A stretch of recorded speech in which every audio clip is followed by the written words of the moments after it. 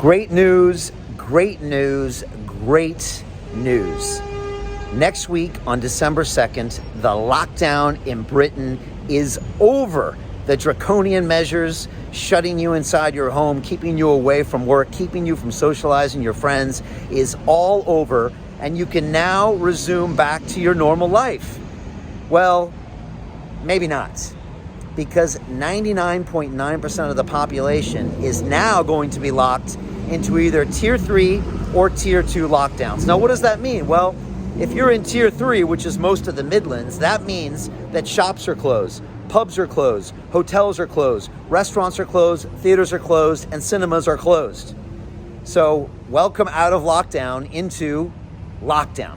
Now, if you're in Tier 2, which is what we're in London, that means that you can go to some of those places, but you can't mix with anyone outside of your own household.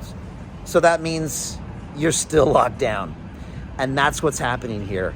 Lockdown has been rebranded.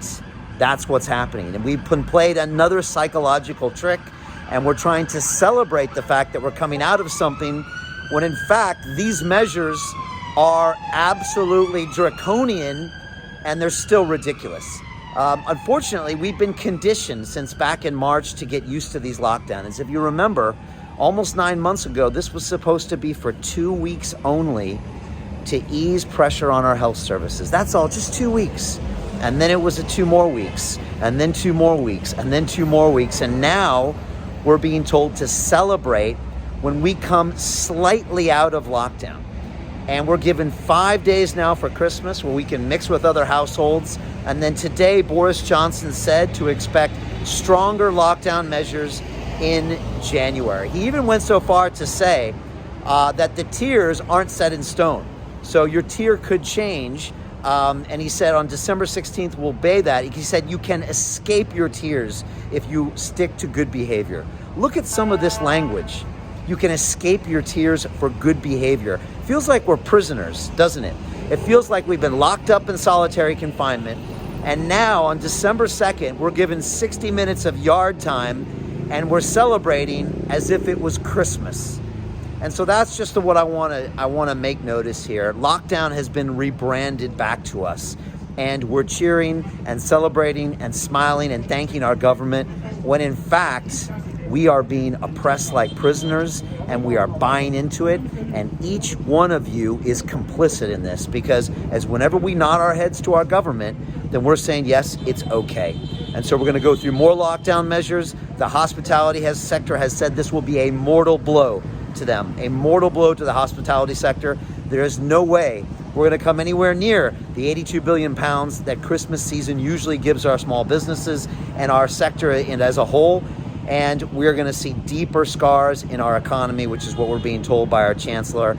But more important than that, it's our basic human rights and freedoms that have been taken away from us little by little by little, and now we accept it. And again, we thank them for the 5 days we're getting at Christmas, and we accept the fact that those 5 days are going to come with 25 more days of worse measures in January and February. And so I just wanted to give this a reality check, and I want to challenge you to this concept that lockdown has been rebranded and been sold back to us as a great use of our own freedoms. So tell me if you agree or not. Leave me your comments below. Forward this video to someone if you think it's relevant.